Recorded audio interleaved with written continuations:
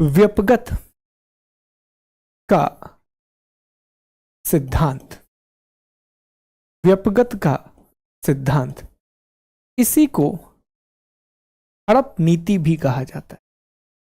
Doctrine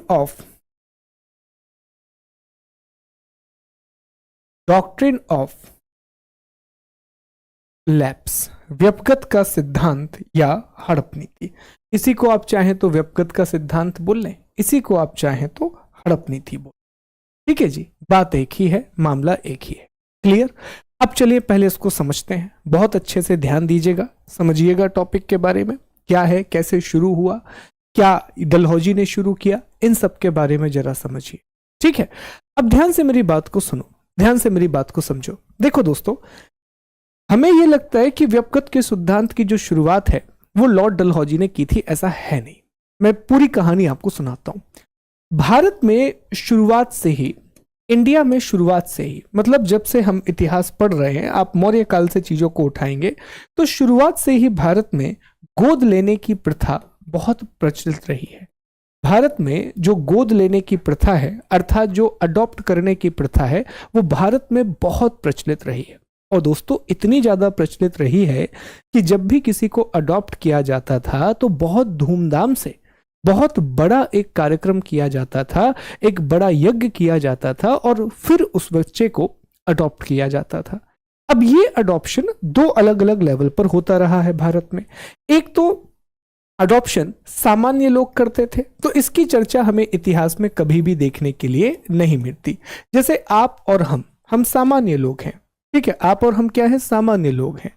तो जो सामान्य लोग हैं ये अडॉप्शन करते थे, पर इससे इतिहास में कोई महत्वपूर्ण किस्सा नहीं जुड़ा है कि जैसे मान लो मैं एक शिक्षक हूं, मैंने किसी बच्चे को अडॉप्ट कर लिया, तो इतिहास में इसको नहीं लिखा जाएगा क्योंकि वो कोई महत्वपूर्ण घटना नहीं है। लेकिन दूसरा अडॉप्शन जो भारत में होता था वो राजा के द्वारा होता था। ये हमेशा से बहुत इंपॉर्टेंट होता था। कई बार कई परिस्थितियों में यह हो जाता था कि राजा की अगर अपनी खुद की पैतृक संतान नहीं है, अगर पैतृक वारिस नहीं है, अगर अपना खुद का संतान नहीं है, तो फिर वो एक बच्चे को अडॉप्ट करते थे। वो क्या करते थे? वो एक बच्चे को अडॉप्ट करते थे और शुरुआत से ही उसकी अपब्रिंगिंग इस तरह से की जाती थी कि वो अगला राजा बनेगा, क्योंकि ये तय है, उसका कोई भाई तो है नहीं जिसके साथ उसे अपनी संपत्ति का बंटवारा करना हो, वो तो अकेला है। तो उसकी अपब्रिंगिंग ही इसी तरह से की जाती थी कि उसे अगला राजा बनना है। तो ये भारत में बहुत पुरानी प्रथा रही है, ये इंडिया में एक बहुत पुरानी प्रथा रही है। मौर्य काल से हमें इसके एविडेंस देखने के लिए मिलते हैं।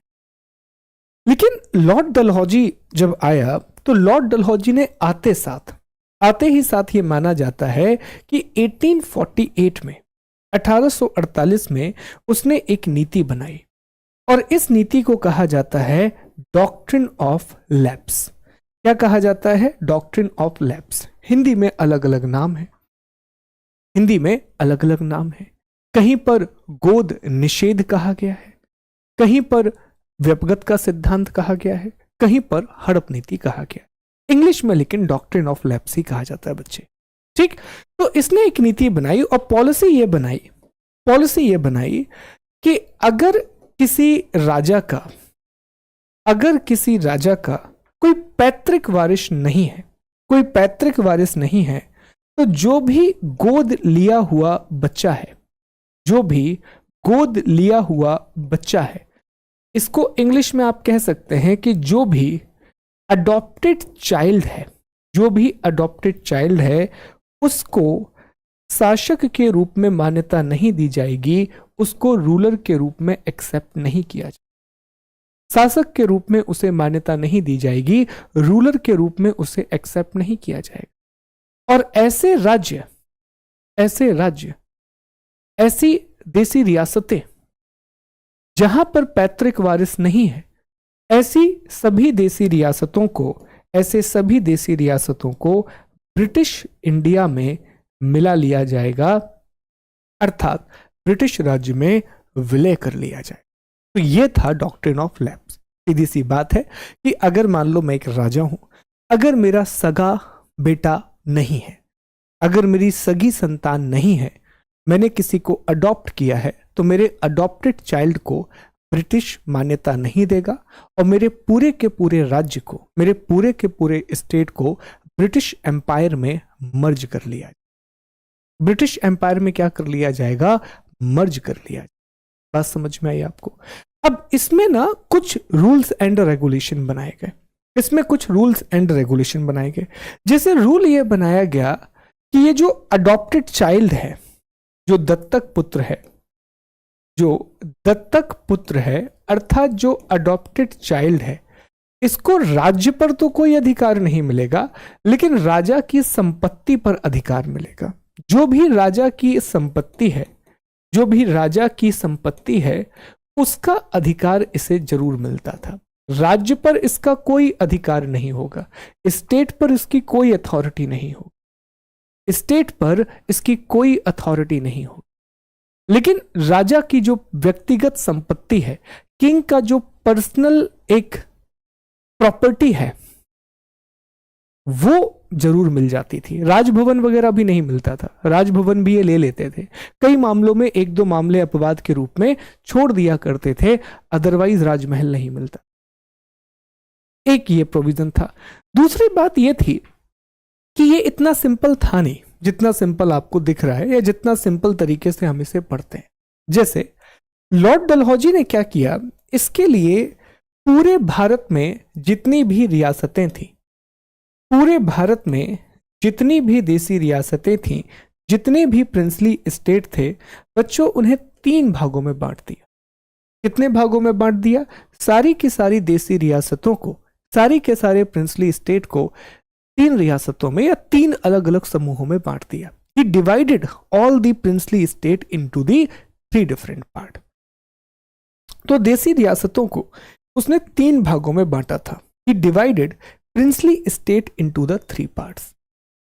3 parts। अब ये 3 पार्ट कैसे बने थे, इसके बारे में भी जरा समझिए और सीखिए कि 3 पार्ट ये बने कैसे हुए थे। सबसे पहला था प्रथम समूह, फर्स्ट ग्रुप, फर्स्ट ग्रुप, ठीक। फिर था द्वितीय समूह, सेकंड ग्रुप, और एक था तृतीय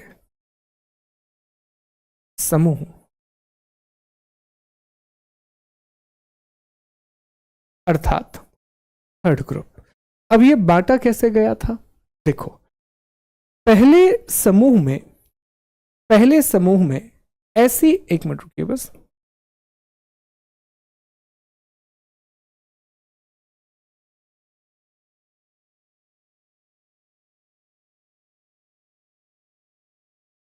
ओके जी। जो पहला समूह है, इसमें ऐसी देसी रियासतों को रखा गया था जो कभी किसी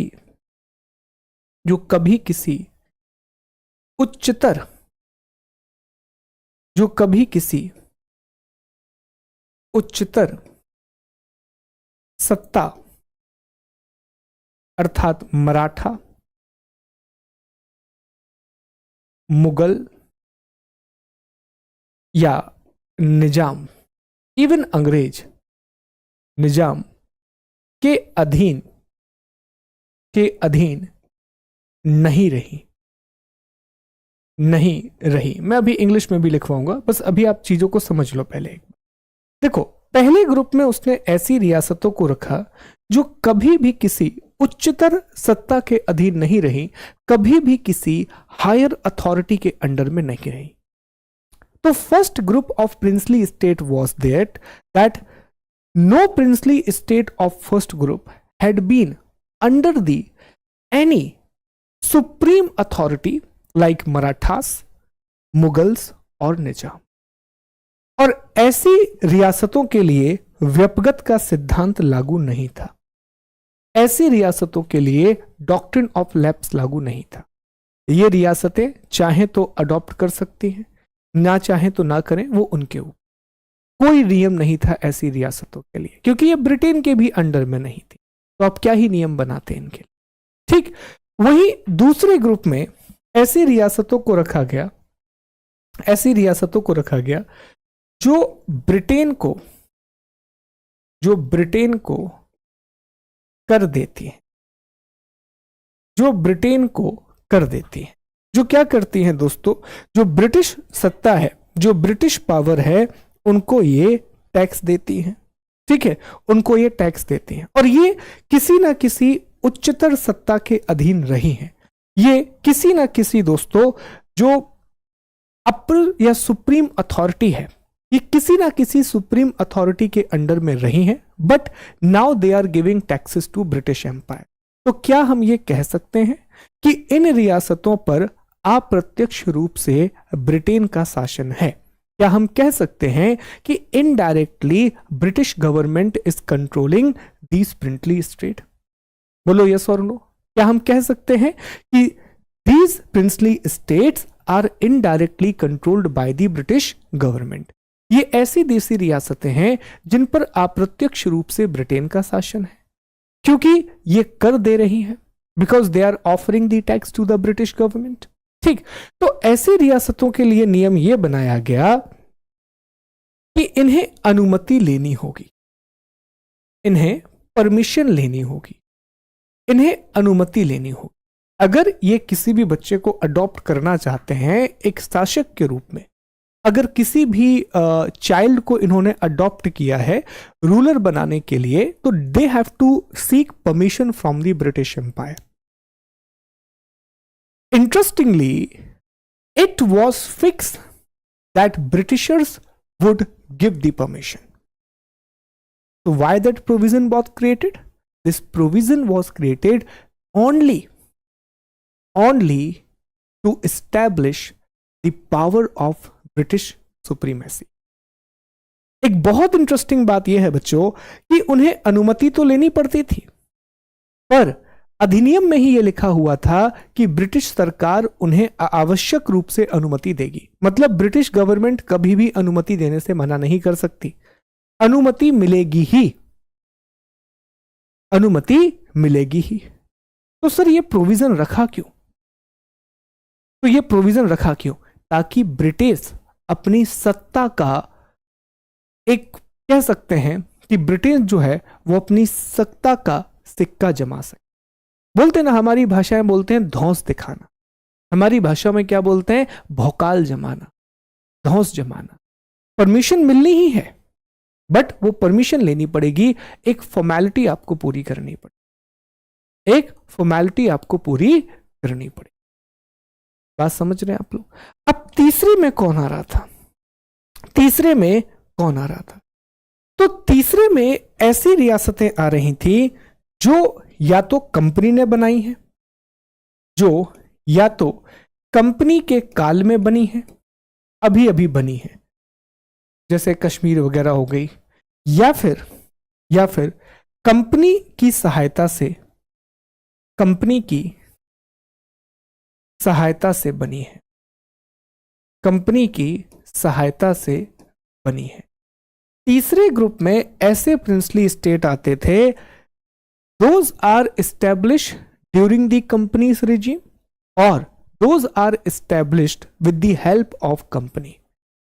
या तो कंपनी ने उनकी मदद की है तब जाकर के उनकी स्थापना हुई है, या फिर जब कंपनी का शासन काल था उसी दौरान में विदेशी रियासतें बनी हैं, और ये किसी भी सूरत में गोद नहीं ले सकते थे, ये किसी भी सूरत में दत्तक पुत्र नहीं ले सकते थे। They cannot adopt a child to become the ruler। इसी में सतारा का नाम आता है, इसी में सतारा का नाम आता है, इसी में झांसी का नाम आता है, इन सभी का नाम इसी में। क्लियर? तो ये जो व्यपगत का सिद्धांत है ये तीसरे समूह के देसी रियासतों पर लागू किया गया था। It was forced on the third group. बात समझ में आई आपको? बात समझ में आई? क्लियर है दोस्तों? ये पूरा मामला है। तो वही मैं आपसे कह रहा था कि ये देखने में कई बार हमें सिंपल लगता है, हमें लगता है कि मामला बहुत आसान है, पर नहीं, मामला थोड़ा सा कॉम्प्लेक्स है। लॉर्ड डलहौजी ने इसके लिए 3 ग्रुप बनाए। और जो तीसरा ग्रुप था उसमें ऐसी रियासतें थी जो ब्रिटेन के द्वारा बनाई गई हैं, ब्रिटेन के शासनकाल में बनी है या ब्रिटेन ने उनकी मदद की है बनाने में। तो ये सिर्फ तीसरी रियासतों पर ही लागू था। अब एक और बात समझो, अभी ना कहानी और भी है, एक और बात समझने वाली है विच इज वेरी इंपॉर्टेंट। हमें ये लगता है कि ये जो व्यपगत का सिद्धांत है ये लॉर्ड डलहौजी ने शुरू किया, क्योंकि हम इसी तरीके से पढ़ते आए हैं, है ना, हम इसी तरीके से पढ़ते हुए आए हैं कि जो, हाँ बिल्कुल बिल्कुल ऐसा ही था, ये किसी बड़ी शक्ति के अंदर में थी, फिर वो स्वतंत्र हो गई। तो हम ये पढ़ते हुए आए हैं कि सर ये जो डॉक्ट्रिन ऑफ लैप्स है ये तो डलहौजी के द्वारा ही शुरू किया होगा, पर ऐसा है नहीं दोस्तों। देखो मामले को जरा ध्यान से समझना। एक्चुअल में ये जो डॉक्ट्रिन ऑफ लैप्स है, डॉक्ट्रिन ऑफ लैप्स है, इसकी शुरुआत 1834 में हुई थी, 1834 में हुई थी। कैसे हुई थी वो कहानी भी मैं आपको समझाता हूं। देखिए शुरुआत में हमने आपसे एक बात समझाई थी कि जो ब्रिटिश ईस्ट इंडिया कंपनी है, तो ब्रिटिश ईस्ट इंडिया कंपनी का प्रशासन चलाने के लिए लंदन में एक मंडल होता था जिसे कोर्ट ऑफ डायरेक्टर्स कहते थे। याद आ रहा है, हम लोगों ने डिस्कस किया था कि 24 लोगों की एक परिषद होती थी। There was a council of 24 member known as the court of director. Court of director 24 लोगों की एक परिषद थी जो ब्रिटेन में बैठा करती थी और वही कंपनी को चलाती थी, वही ब्रिटिश ईस्ट इंडिया कंपनी को चलाती थी। याद आ रहा है आप लोगों को, शुरुआत में हमने ये चीज पढ़ी थी। अब यहीं पर यह बात समझ पाइए आप कि ये जो कोर्ट ऑफ डायरेक्टर है, ये जो कोर्ट ऑफ डायरेक्टर है दोस्तों, सीओडी है, जो कोर्ट ऑफ डायरेक्टर है, इन्होंने ये निर्णय लिया था कि इन्होंने कहा था कि ये जो गोद वाला नियम है, ये जो गोद का नियम है, ये पूरी तरीके से हम गवर्नर जनरल के ऊपर छोड़ रहे हैं। अगर गवर्नर जनरल चाहे तो वो किसी रियासत को गोद लेने की अनुमति दे सकता है। अगर गवर्नर जनरल चाहे कि भाई साहब हमें अनुमति नहीं देना है, हमें परमिशन नहीं देना है, तो कोई कंपल्सन नहीं है permission they. It is completely depend on the governor general. और गवर्नर जनरल ने इस पावर का यूज किया भी था। 1839 में गुजरात में एक मांडवी नाम की रियासत थी, उस पर हथियाया। 1840 में कोलाबा पर अधिकार किया, 1840 में जालौन पर अधिकार किया और 1842 में सूरत पर अधिकार किया। तो गवर्नर जनरल जो रहे हैं पुराने, उन्होंने इसका यूज किया। उन्होंने 1839 में गुजरात में एक मांडवी नाम की रियासत होती थी, उसका विलय कर लिया। 1840 में कोलाबा का विलय कर लिया। 1840 में ही उन्होंने जालौन का विलय कर लिया, जालौन जो कि यूपी में आती थी। और 1842 में उन्होंने सूरत रियासत का भी विलय कर लिया। अच्छा, ये कभी ना कभी किसी उच्चतर संस्था के अधीन रही हैं, ये कभी ना कभी किसी हायर अथॉरिटी के अधीन रही हैं। जैसे अगर मैं आपको सूरत और जालौन के बारे में समझाऊं तो अगर हम सिर्फ इसमें सभी की बात कर लें तो ये मुगलों के अधीन रही हैं, ये मुगलों के अधीन रही हैं किसी ना किसी समय पर, तो ये अधीन रही हैं। बाद में ये स्वतंत्र हो गई, बाद में ये इंडिपेंडेंट हो गई, ठीक है।